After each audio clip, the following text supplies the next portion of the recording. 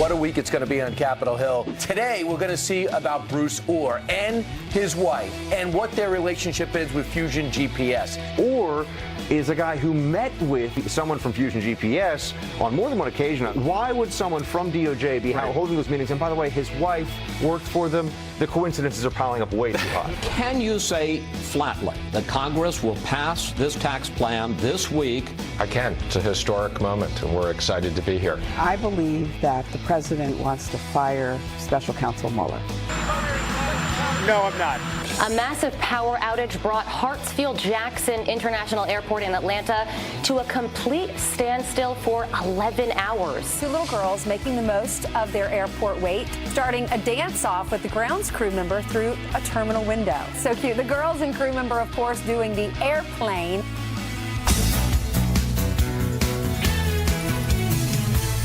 Lauren says, no, it's been out for a while. He's like, yeah, it's been out for a long time. Yeah. Yep. See, You're in the know. that's transitioning the producer in our ear to make it seem like we know what we're talking about. Meanwhile, Justin Bieber's still not even 20, is he? Oh, see, I like him. I know he's gone. I know he's had a lot of trouble, but I like him because he's in a Bible study in California with Hillsong Church, and I'm pulling for him. Does he have a shirt on? I don't know. I don't care. Yeah. Don't know. He doesn't really wear a shirt much, right? Anyway, you know what today is? It's a week before Christmas, and thank you very much for spending the happiest 2 weeks in the calendar with us. Get the cards out, the presents wrapped, lots to do, but try not to get too stressed. Remember the reason for the season. Don't get too stressed. Try to enjoy every single second of it. That's right. But I tell you what, right now we're going to start this hour with some news. And the power is back on at the world's busiest airport. How many of those folks were actually traveling somewhere for Christmas? Thousands, 1,100 flights were canceled, leaving thousands of passengers stranded in the dark for a very long time. Jonathan Siri joins us now live at Atlanta's Hartsfield-Jackson Airport with the latest. I was just saying, don't be too stressed. Unless you're in the airport, that is a stressful situation, Jonathan, but glad the lights are back on. Exactly, Ainsley, Steve, and Brian. You can see the lights back on behind me, and also the lines beginning to form as people return to the airport to get on their newly rebooked flight. Add that to the normally busy holiday travel season already underway. The power was restored nearly 11 hours after it went out. Now, during the outage, jetways could not be wheeled out to planes to allow passengers to board and disembark. Baggage conveyors didn't work, so people had to wait long periods of time to be reunited with their luggage. Airport train systems were down, and so were the escalators. Travelers described the scene.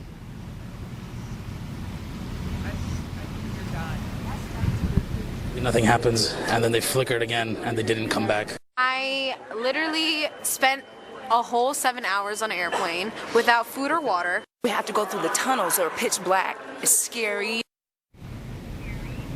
The FAA issued a nationwide ground stop for flights headed to ATL, meaning planes were ordered to stay on the ground at their departure airports. For planes already in the sky, many of them were diverted. The power outage affected all airlines here at this airport, including Atlanta-based Delta, which canceled nearly 1,000 flights on Sunday. Now, today, the airline has scaled that back, canceling only 300 flights, most of them inbound flights early this morning. The airport is rapidly returning to normal, but again, passengers can expect long lines at ticket counters and baggage claims, so get here with plenty of time to spare.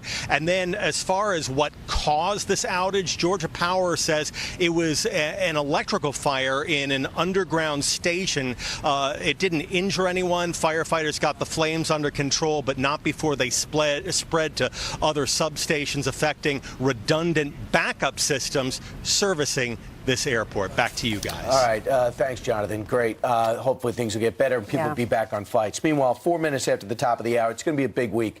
Not only for tax reform, it's going to be a big week in terms of the investigation and who is actually doing the investigating of the Trump team and possible collusion. First off, there's going to be Bruce Ohr today. Tomorrow is going to be Andy McCabe. But Bruce Ohr is going to be in front of the Senate Intelligence Committee when it was exposed that Bruce Ohr's wife works for Fusion GPS and that he met with Fusion GPS in 2016. That was discovered by Devin Nunes on the House That's side. what's crazy. So he was investigating President Trump, who was then, oh no, this was after, he was investigating the president after he was inaugurated to find out if there was any Russia collusion. Turns out when you look at his history, he's married to a lady who works for Fusion GPS, who paid money to get the dirty dossier. He also met with Christopher Steele, who was responsible for penning the dirty dossier. Sure. And so then, okay, so he's at the Department of Justice. He's going to be behind closed doors today. There's That's his wife, Nellie. She was a Russian expert at Fusion GPS. Doesn't that sound convenient? Meanwhile, tomorrow, the Deputy Director of the FBI, Andrew McCabe, is going to be testifying before the House Intel Committee. Keep in mind, he was supposed to talk to them last week, but at the last minute, after the news about the Orr family popped out, he canceled, said it was a scheduling problem. But there are a number of Republicans who believed he wanted to avoid any questions about the Orrs. Well, apparently by now they figured out some answers, and he will appear today to answer some tough questions, because to a lot of Republicans, it does appear that going back over a year, the FBI and the DOJ went soft on Hillary Clinton and her private email server and hard on President Trump now regarding Russian collusion. And when it comes to Orr, Ainsley, they actually believe that they met during the, Devin Nunes says, we believe that Orr met with Christopher Steele during the 2016 campaign, not even before the election was actually won. And you just go back to the word, Andy's name was brought up with these Linda Page and with this Peter Strzok. When they're having these text messages back and forth, they talk about a meeting with Andy, at which time an insurance policy, just in case Donald Trump wins, they evidently have a plan. What are they talking about? That'll be brought up. My concern is that Andy, if it is indeed him, has a lot of time to come up with a story that might seem plausible, and as an FBI agent, might be lining up people to back it up. That's right. Yeah. So if this guy Orr, if he's meeting with Christopher Steele during the campaign, and his wife is working for Fusion GPS, when they ask him at the DOJ to be a part of this Russian collusion investigation, he should have said, "I can't. I need to recuse myself. My wife works for Fusion GPS." He didn't do that, and people have questions. Why didn't you do that, Mr. Orr? We want to know. And keep in mind, why are you laughing? Because he was demoted. He wanted that information from Fusion GPS in order to do something, because he clearly does not like President Trump. So when he was president-elect, because he didn't want to recuse himself, he had information to further this investigation to maybe delegitimize his presidency. That's my hunch. So going back for months, a lot of people have said, well, you know, at some point Donald Trump's just going to pull the trigger and he's going to fire Robert Mueller as he gets closer and closer to something. But we're getting closer and closer to the end. He hasn't found anything. So yesterday on the South Lawn of the White House, the president was asked, what are you going to do about Mueller? He made it very clear. He's not canning him. Watch. Quite sad to see that. So my people were very upset about it. I can't imagine there's anything on him, frankly, because, as we said, there's no collusion. There's no collusion whatsoever. But a lot of lawyers thought that was pretty sad. Do you feel the integrity of the No, I'm not. They ran with this story. They used the theme on all the Sunday shows and throughout all the networks. Is he going to fire him if what happens? And everyone's going to threaten. It's going to be chaos in the streets. It's a non-story, unsourced, brought up by a unconnected Congresswoman Spires, who brings this up on a public access or a C-SPAN show. And now all of a sudden people are running with it, threatening it. It is a non-story. Are they concerned about talking about tax reform? Are they concerned about the story changing all of a sudden the Trump direction, because there is some conflicted people doing the investigating? What I also think is noteworthy, unlike 6 months ago, 3 months ago, 2 months ago, for the first time, Republicans are actually fighting for the president. The president does not have to do all the fighting himself. They are seeing the injustices and the inequities, and they're going to bat. When Jim Jordan hops on with Judge Jeanine from Ohio on Saturday night, he's that moved, you know, and who had no relationship with the president 9 months ago. I think they are slowly buying into their party leader. They want to get to the bottom of it. It is about justice. You're right. All right. Meanwhile, in other news, later this afternoon, you're going to see the President of the United States. He's going to be speaking, I believe, from the Ronald Reagan building, and he's going to be talking about a brand new America First national security strategy. Usually, It is just a document that is submitted. However, this time the President of the United States, who has made these promises when he was out on the campaign trail, he's going to be going in front of the American public, explaining essentially what will be called the Trump doctrine. Protecting the homeland, promoting American prosperity, preserving peace through strength, and advancing American influence abroad. Right. It's broken up into much more detail than that, and Michael Anton is maybe the author of this and the brain. Listen to the president on the stump and put it into policy. He joined us a short time ago. This strategy puts more emphasis, more focus, more detail on homeland security and border security than any national security strategy ever has. And it's obvious why, because that's such an enormous challenge the United States faces. And it was one of the great themes that the president ran and won on in 2016. There still is a realm of great power competition that the United States had not been competing in effectively, partly because it refused to recognize the competition, and this strategy does recognize that. They also bring up certain things about climate change. Yep, that's us again. Sorry, it threw me. They also bring up a couple of things. Climate change is no longer a security threat, according to this president.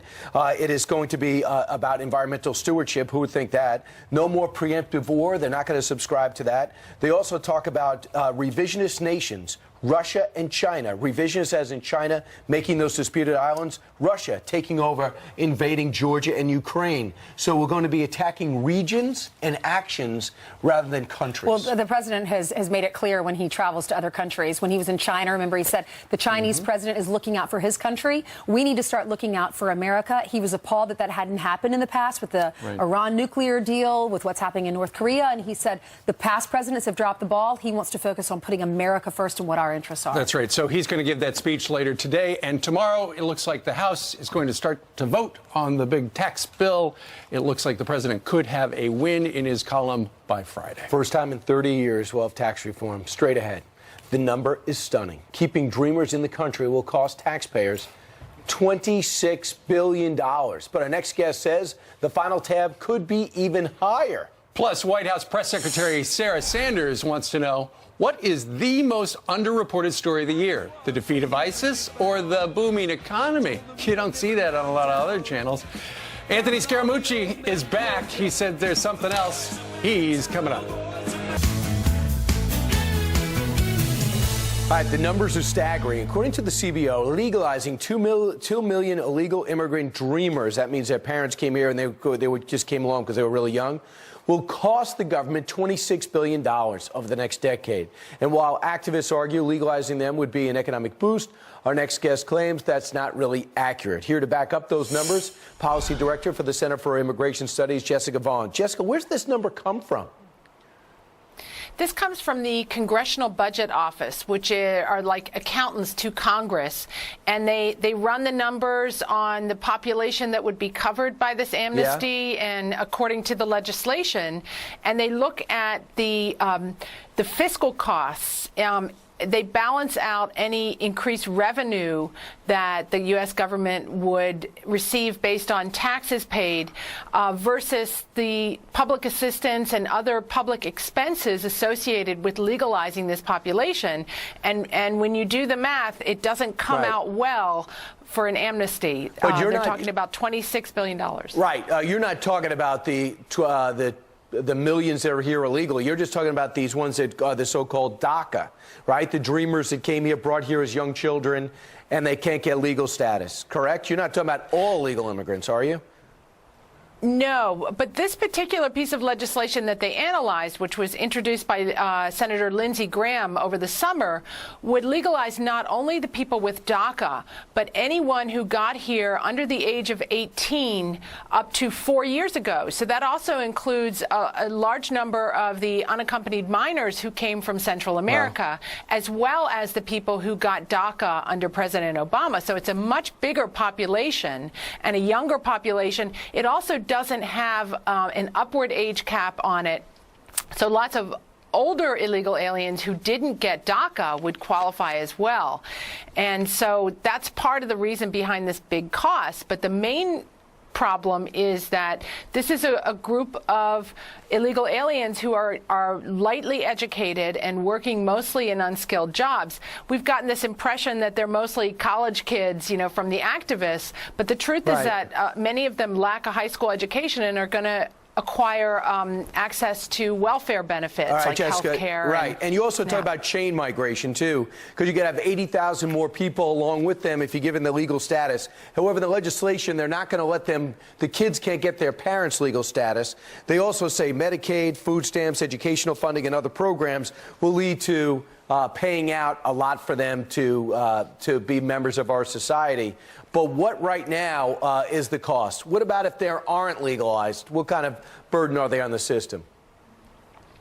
Well, if they aren't legalized, they're not getting access to food stamps, usually. In some states, they may be. But they are subject to deportation. So, you know, or they may leave if enforcement is increased. They may decide to go home on their own. So, you know, amnesties are always costly because they encourage more illegal immigration and they displace Americans from jobs. So if Congress is considering an amnesty for this population, we need to be real and understand it's going to be costly, but also take steps to reduce the chain migration and the future illegal immigration that could come about as a result. Yeah, very interesting, because I hear that immigration reform is on the launch pad for early in 2018. So we're going to have you back, Jessica, to look at what's at stake. Thanks so much. Okay. All Thank right. you. Meanwhile, 10 minutes before the bottom of the hour, Republicans on the verge of passing historic tax reform without any Democrats on board. But why? Isn't this a good thing for all Americans? Some say no. We'll debate it next. Plus, the truth is out there, and the brand new video proves it. The Pentagon admitting they secretly spent millions of your tax dollars to find UFOs. And guess who is behind it? If you It is 7:24 now here in New York City. We've got some quick headlines for you. First, to Russia. Vladimir Putin praising President Trump for providing the intel that prevented a terror attack in St. Petersburg, Russia. The president calling our commander-in-chief after the CIA tipped Russian officials off. The White House says President Trump was pleased to help, adding, quote, both leaders agreed that this serves, that is to say, as an example of the positive things that can occur when our countries work together. And the worldwide effort to nullify President Trump's historic Jerusalem decision is intensifying today. The United Nations Security Council is expected to vote on a measure from Egypt that would void the declaration of the ancient city as Israel's capital. But the United States is expected to veto. If that happens, the proposal may go to the UN General Assembly. We'll keep you posted. All right, Ainsley. Okay, great. Thank you, Steve. The Christmas present the president promised, set for delivery as Republicans prepare to end the year united on tax reform without one Democrat on board. Tax reform bill is a disaster. It helps the wealthiest, most powerful corporations and individuals, and it hurts the middle class. It's daylight robbery. And every iteration, the GOP tax scam becomes even more cowardly, outrageous, dishonest, brazen theft from middle-class families. All right, here to weigh in on this is our panel Democratic strategist Michael Starr Hopkins, along with Maddie Duppler, senior fellow at the National Taxpayers Union. Thank you both for being with us. Michael, I'll start with you as the Democrat on the panel, because we've just heard Chuck and Nancy talking about how it's terrible for the middle class. But if you look at the tax brackets, everyone's seeing a benefit. Everyone's tax bracket's going down. So how do you have that narrative? Why? That's your talking point, it seems to be, but it doesn't seem to be accurate. Is that right? No, the middle class receives a minuscule tax deduction at the beginning. The overall tax deductions that are received go towards the top 1%. We've seen that the state tax, the exemptions raised. We've seen that the business deduction, or rather the business tax rate, is cut down to 21%. Stock market's at an all-time high. The people who need help are the middle class and the lower class, the working people. They need help to put food in their fridges, not, people who are earning millions of dollars. I'm still not convinced. Maddie, what do you say? Listen, Democrats are opposing this bill for the same reason Republicans are supporting it, and that's because it's going to work. The Tax Foundation is out with a new analysis just this morning saying that just next year, the average American is going to see after-tax income rise by 1.8%. The assertion that this doesn't affect middle-income families is simply not true. You look at the fact that only 30% of the country right now itemizes. That means the vast majority of Americans are just taking the standard deduction. And in this plan, the standard deduction is double. That's in addition to the tax rates coming down for people in those middle income brackets. So it's simply nonsensical to say that they won't see a tax increase. The math doesn't bear that out. Yeah, I mean, if you look at, Michael, if you look at the numbers, the average family is going to see anywhere from $1,400 to a $2,200 tax break. That's more money. That's $2,000 on average back in middle-class families' wallets. That's a lot of money. That can help send a kid to school for a semester. So if you came on, Michael, and you said, I live in New York or I live in New Jersey where taxes are really high, my taxes might not be affected, they might actually go up, I'd give you that pass. But when you come on and you say that middle-class families are going to see an increase or not be affected, I just don't buy it. When you look at the numbers and you look at the literature. It's funny you say that, Ainsley, because I'm actually exploring a run for U.S. Senate in New Jersey for that very reason. Because as a millennial, we're watching the deficit explode. We're watching Republicans talk about reducing the state and local tax deductions. And we're looking at a president who ran on populism now basically run on corporate kickbacks. I mean, this is not the America, this is not the Republican Party that Republicans like Reagan used to stand for.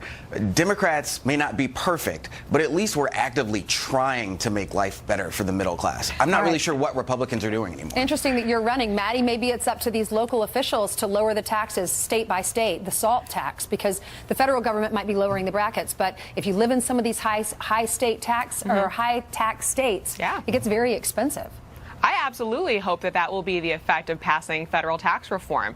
These states where the tax burden is extraordinarily high and politicians are inoculated from their decisions to keep taxes high by the state and local tax deduction should certainly feel pressure to be better stewards of their taxpayer dollars. And listen, the people who take the state and local tax deduction, just like a lot of other credits and deductions, are high income earners. People who are not making as much money as someone living in a high tax state like New Jersey, they're the people who are going to benefit from tax reform that allows them to increase the standard deduction. We're going to go from 70% of people taking the standard deduction to probably 9 in 10. Both that simplicity and the relief granted in the plan is good for Americans. Okay, Michael, Maddie, thank you so much for being with us. Michael, if you win, you got to lower taxes in that state. A lot of our coworkers here live there. Thank you so much. Merry Christmas to both of you.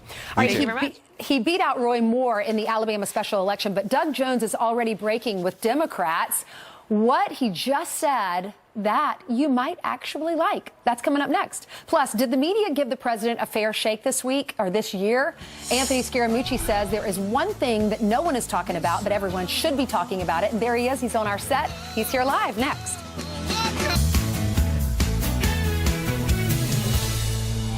The rumor on the Hill when I left yesterday was that the president was going to make a significant speech at the end of next week, and on December 22nd, when we are out of D.C., he was going to fire Robert Mueller. I believe that the president wants all of this shut down. He wants to shut down these investigations, and he wants to fire Special Counsel Mueller. There she is, the rumor on the Hill. Probably she heard that through the there in one of grapevine. the Democratic cloakrooms. Anthony Scaramucci is joining us right now, former White House communications director. Anthony, what do you make about how that rumor, and we've heard for months that President Trump was going to fire Robert Mueller? Well, listen, I think he's probably frustrated by the process. I think he knows in his heart that he didn't do anything wrong as it relates to Russia or that sort of stuff. He probably doesn't like the nonsense as it relates to a distraction, but he's certainly not going to fire Mueller. I just think he's too smart to do something like that. He doesn't need another distraction on top of that distraction. But you know what this is, Anthony? But it's nothing to do about anything. I mean, I was there for 18 months, and I was also, look, I was in the White House for 11 days. Some people say 10 days. That hurts my feelings, Stephen, so let's just go with 11. But at the end of the day, I know the president didn't do anything wrong. Okay, I was there with him. But do you know what happened? The investigation is turning on its head with these text messages, the Fusion GPS, the lack of answers with the FBI director, the lack of answers with the others last week. So all of a sudden, things are about to change. Unless you throw out a story that says the president's going to fire Mueller, that becomes the #1 story. Everything else gets pushed aside on all the national shows. So they successfully change the conversation. But he's usually for a non-story. He's usually one step ahead of them. You know, back in the summer, you guys may remember they put out that Russian sanctions bill. The president decided to sign that, even though he probably had some objections to it because he knew that it would be much ado about nothing in the Congress again on Russian sanctions. And so here's what we need to talk about, though. Booming economy, rising wages, real job growth, real wage growth for lower and middle class families. And you're going to get tax relief here shortly. And that's going to be very meaningful to a lot of these families. Just think about more disposable income for lower and middle income families next year. That's a phenomenal thing. Starting in February. You'll feel it in February. And by the way, that's what the president ran on. And the American people feel that, and the American people know that. And so there's a big media distraction going on right now.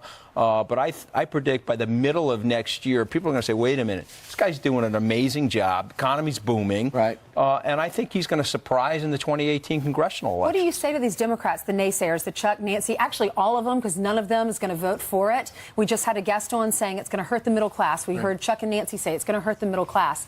Is that true? No, it's obviously not going to hurt the middle class. I think there's if you go through line by line, there's slight unevenness here and there, but there's nothing you can do about that. You know, the president unfortunately can't wave a magic wand and dictate the perfect tax plan. He's got to deal with this recalcitrant Congress. But if you look at the thing by and large, it is very meaningful to a disposable income increase for middle class families by and large. That's going to mean the economy is going to grow more next year, Ainsley, than even this year. That's going to be phenomenal for the stock market. Sure. And in general for everybody. So when you have naysayers sitting here on this couch, remind them that just disposable income increase, which leads to greater consumption, is going to lead to more growth for the economy and lift everybody's boat. That's the most important thing to say to them. Right. As soon as there's a tax cut, the federal government is going to start withholding less, so people are going to start feeling it in February. Exactly. Anthony, you know, the Democrats have been very effective during Ainsley's conversation, talking about how the middle class is going to get not getting a good deal here. When you look at how the American public felt just before the Reagan tax cut, this is really interesting.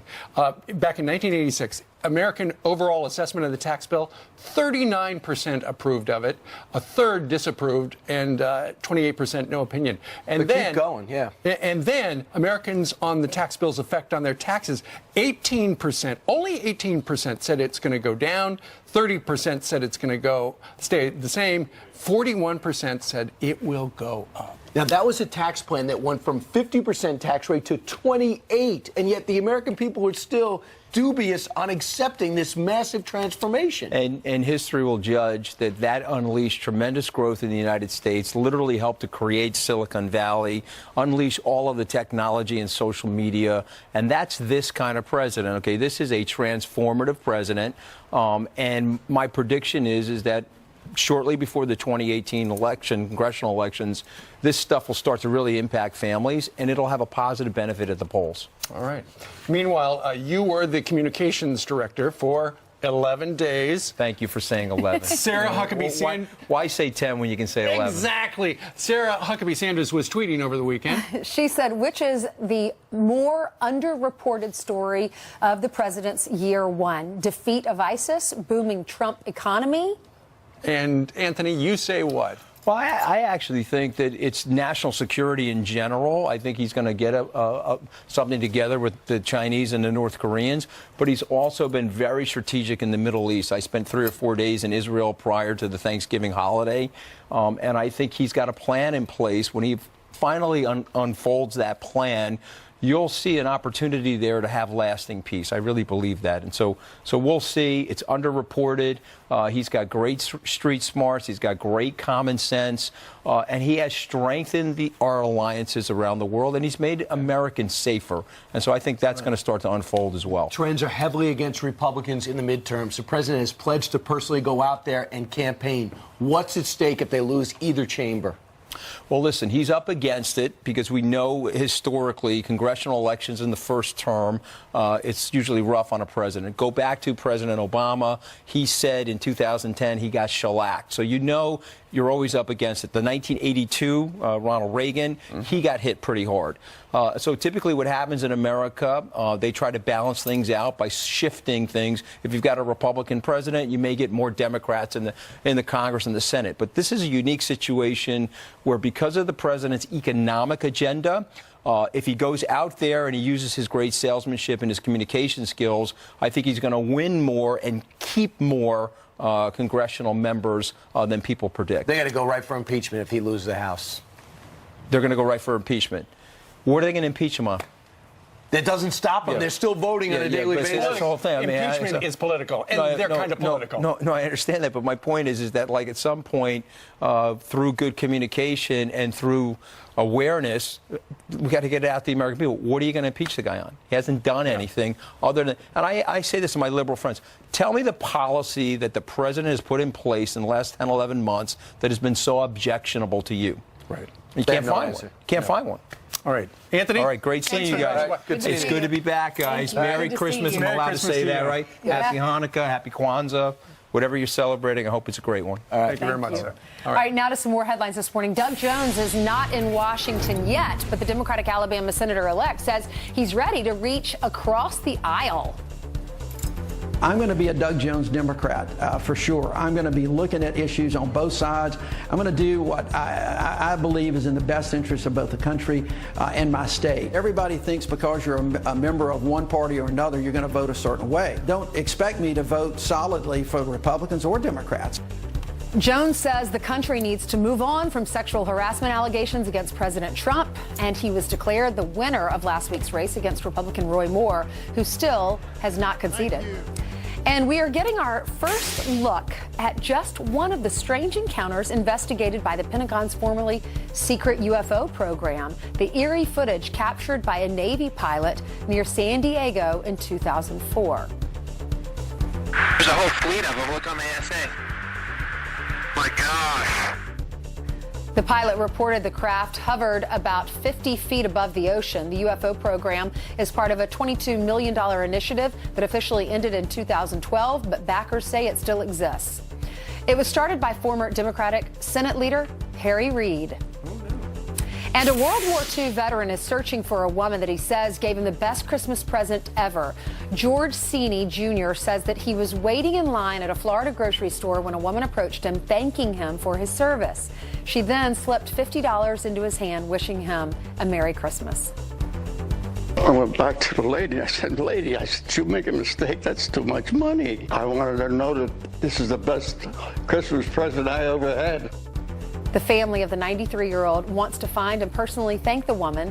He donated the cash. How sweet is that? That is excellent. I was a waitress in college, and I remember a lady gave me a $100 tip.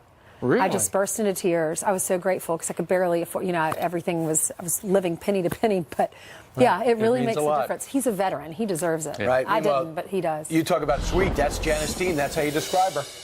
Hey, Janice. Hey, Janice. That's a crazy hat. It's the big countdown. Wave, everybody. What is that hat? This is a crazy Christmas hat. This is Rudolph. Janice got run over by a reindeer. Okay, real quick, let's do some weather. Where are you from? Marblehead, Massachusetts. What's your name? Iggy. Okay, Iggy, put the maps up and we'll do some weather here with Rudolph and Iggy. And taking a look at it, we've got radar across the southeast, a little bit of rain across the southeast. Little bit of rain across the southeast. A little bit of All rain right, across and it's going to warm up here in New York City, everybody. Wave to everyone at home, okay? Are you guys excited to be on TV? Yes. Merry Christmas inside the studio. Merry Christmas.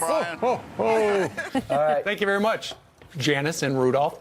Meanwhile, it's America First. That's President Trump's new national security strategy that's going to be unveiled later today. What does it mean? Dr. Sebastian Gorka.